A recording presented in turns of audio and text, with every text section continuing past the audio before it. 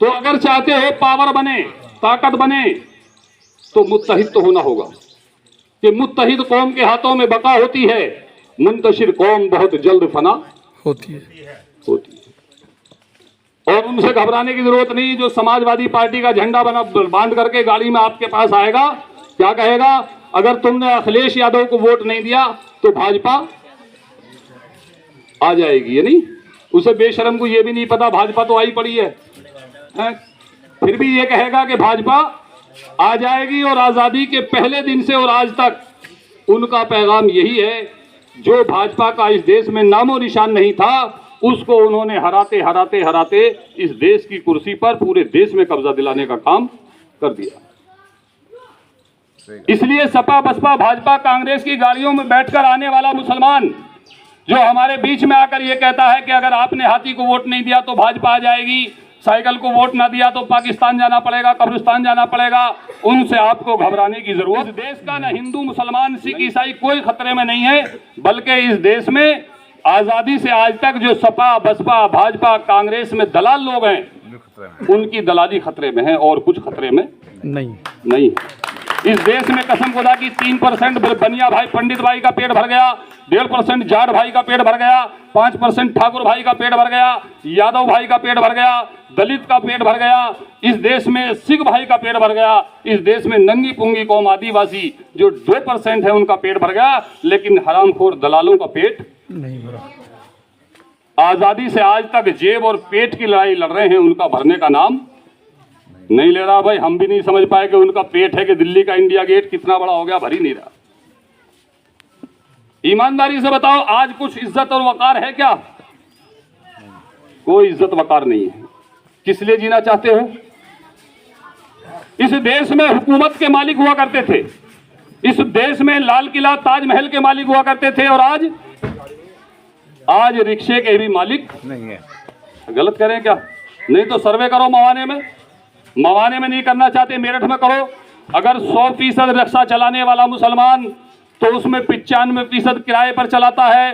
पूछो कै रुपए के? 200 रुपए पंडित जी के गैरेज से रिक्शा रोज।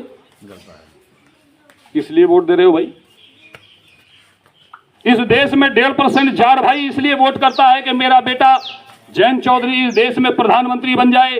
इस देश का 3% पंडित भाई वोट देता है, सियासत करता है, नारा लगाता है कि इस देश में राहुल गांधी प्रधानमंत्री बन जाए। इस देश का 7% यादव भाई इसलिए वोट देता है, इसलिए नारा लगाता है कि हमारा बेटा अखिलेश यादव इस देश में प्रधानमंत्री बन जाए। और एक हम, यहाँ कोई मकसद ही नहीं है जी, कोई मकसद नहीं। इसलिए आपके बीच में पैगाम ये लाए हैं कि जब तक तुम भी इस देश में अपनी पार्टी, अपने झंडे, अपने नेता को ताकत नहीं दोगे, मजबूत नहीं करोगे, तब तक तुम्हारे मसाइल का हल नहीं होगा।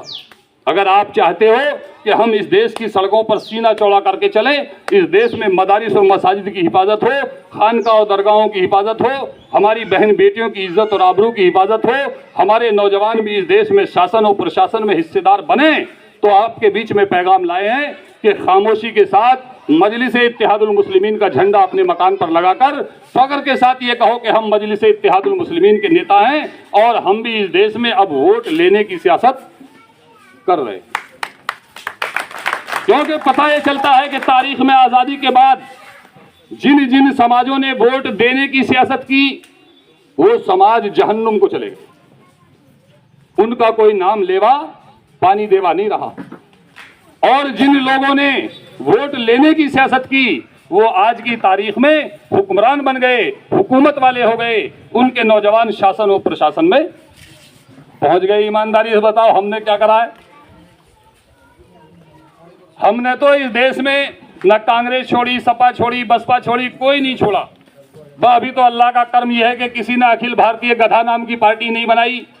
अगर इस देश में कोई अखिल भारतीय गधा नाम की पार्टी बना ले तो उसका झंडा पंडित ठाकुर बनिया लाला यादव लोधी कुर्मी कोई लगाए ना लगाए, लेकिन मियाँ जी उसको भी ये भी नहीं सोचने के गधा पार्टी है? तो कैसे हालात बदलेंगे? हम आपके बीच में पैगाम लाए हैं कि जितने लोग यहाँ बैठे आज से ये तय करें कि हमें इस देश में किसी भी सियासी जमात का झंडा अपने दरवाजे पर नहीं लगाना है। हमें सिर्फ और सिर्फ अपनी पार्टी, अपने झंडे को अपने दरवाजे पर लगाना है तो इंशाल्लाह मसले का हल होगा। और अगर इसी तरीके से, जिस तरीके से आज़ादी और बंटवारे से अब तक हम सियासत करते आए हैं, अगर इस तरीके से हमने सियासत की तो आज हालात ये हैं कि आज वोट भी डालने नहीं दिया जाता। अगर हमने अपने रवैये में तब्दीली नहीं की तो फिर इंशाल्लाह ऐसा होगा एक दिन कि हमें भारत में भी रहने का अधिकार होगा क्या? तो हमें अपने लिए नहीं बल्कि हमें अपने आने वाली नस्लों को मजबूत बनाने के लिए हमें काम करना है। हमने तो गुलामी में काट ली।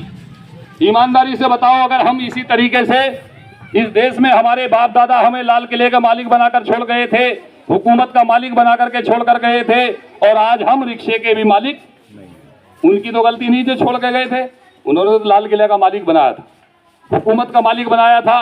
गलती हमारी है कि हमने अपनी आने वाली नस्लों को आज रिक्शे का भी मालिक नहीं छोड़ा, विरासत में रिक्शा भी नहीं लाए। मरना है तो मेरा ये दावा है कि आने वाली नस्लें हमारी कब्रों पे फातिहा पढ़ने नहीं जाएंगी, बल्कि लाठी लेकर 4 लठ चलाने की तरफ और 4 जो है पाइती की तरफ से खाए चाट के यहाँ आए लेता और हमें किन जल्लादों के हवाले करके गया। तो इसलिए हमें अपने हालात में तब्दीली लानी है, अपने हालात को बदल करके अपनी आने वाली नस्लों को मजबूती प्रदान करनी है, मजबूती पैदा करनी है। और ये सबक देना है कि हमें दलालों से सावधान रहना है, उन दलालों से खास तौर से कि जिन्होंने आज़ादी और बंटवारे के 70 साल में इस देश में हमें गुलाम बना दिया, हमें लाचार बना दिया, मजबूर बना दिया। हमें उनसे लड़ाई लड़नी। इसलिए बहुत ज्यादा ना कहते हुए सिर्फ आपसे ये कहना है कि आप लोग समझदार हैं।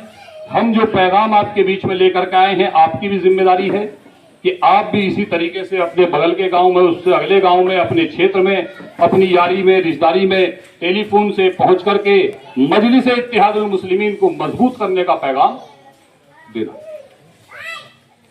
तो इंशाअल्लाह हमारे हालात बदलेंगे। और हम ये समझते हैं कि अभी 2 साल, अभी चुनाव, जिला पंचायत चुनाव है, उसके बाद विधानसभा चुनाव है।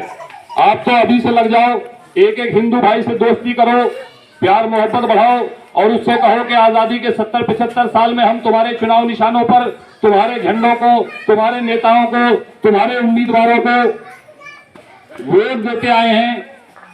इस बार हम अपना उम्मीदवार आपको देंगे, आप हमारे उम्मीदवार को वोट दें। तो इंशाल्लाह हम ये समझते हैं कि यहाँ हिंदू, मुस्लिम, सिख, ईसाई बहुत अच्छे लोग हैं, हमारी जरूर इंशाअल्लाह मदद करें।